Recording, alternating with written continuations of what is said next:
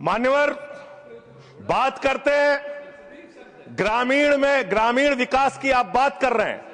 Ujjwala scheme के तहत 8 से 10 करोड़ सिलेंडर गांव में आपने बांटे हैं और 10 से 11 करोड़ सिलेंडर के कनेक्शन लोगों ने अपने आप से लिए हैं। 21 करोड़ सिलेंडर के कनेक्शन गांवों में हैं। मैं आपके माध्यम से इस सरकार से पूछना चाहता हूं, मध्य एशिया के अंदर जो युद्ध चल रहा है इजराइल और अमेरिका और ईरान के बीच में, आप क्यों इजराइल की चमचागिरी में खड़े हो गए, जिसके कारण से हिंदुस्तान को आज गैस का संकट भुगतना पड़ रहा है। पूरा देश लाइन में खड़ा है, गांव लाइन में खड़ा है, शहर लाइन में खड़ा है, एक एक इलाका लाइन में खड़ा है।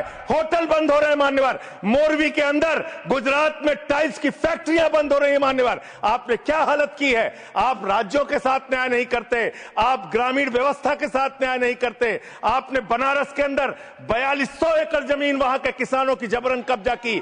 2013 का जो अधिकरण का नियम है वो नियम आपने लागू नहीं किया। वहां लाठियों से किसानों को पीट के प्रधानमंत्री के संसदीय क्षेत्र में जमीनें कब्जा करने का काम आपने किया। जो पंजाब पूरे देश का पीडीएस सिस्टम चलाता है, 50% भागीदारी पंजाब के किसानों की होती है। आपने पंजाब के रूरल डेवलपमेंट का 8000 करोड़ रुपए मार के बैठे हुए। आप बताइए क्यों आपने पंजाब का हिस्सा नहीं दिया, क्यों आप वहां के साथ सौतेला व्यवहार कर रहे हैं। बताइए इस देश को और पंजाब के लोगों को। वहां पर बाढ़ आई, आप भी गए थे मंत्री जी वहां पे दुख जताने के लिए। आपने वहां की भयावह परिस्थितियों को देखा था। बावजूद इसके 1600 करोड़ रुपए की मदद आपने घोषित की थी। 16 पैसे आपने पंजाब को नहीं दिए। 16 पैसे। यह आपकी दुर्भावनापूर्ण नीति है जो राज्यों को भुगतनी पड़ रही है, जो देश को भुगतनी पड़ रही है। और ग्रामीण विकास के नाम पर आपने इस देश के गांव में रहने वाली जनता को लगातार धोखा देने का काम किया है,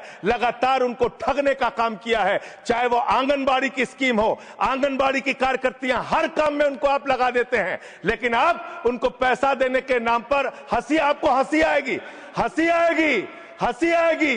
आंगनबाड़ी की योजना गांव में ही चलती है, गांव में ही चलती है, हंसी आएगी आपको। मान्यवर, मैं अंत में एक ही बात कहना चाहता हूं। मंत्री जी ने कहा भागिएगा नहीं, मैं बिल्कुल बैठ के आपकी एक एक बात को सुनूंगा। मंत्री जी, ध्यान से सुनूंगा। जितनी बात मैंने कही है उसका पूरा जवाब दीजिएगा, और अगर आप जवाब नहीं दे पाएंगे तो मुझे भी उस वक्त बोलने का अवसर दीजिएगा। आप ही अकेले बोलने का अधिकार रखते हैं, ऐसा नहीं होना चाहिए। और दूसरी बात मान्यवर, दूसरी बात, इस समय भगौड़ा कौन है, ट्रंप की गुलामी कौन कर रहा है, पूरा देश देख रहा है। माननीय जो भी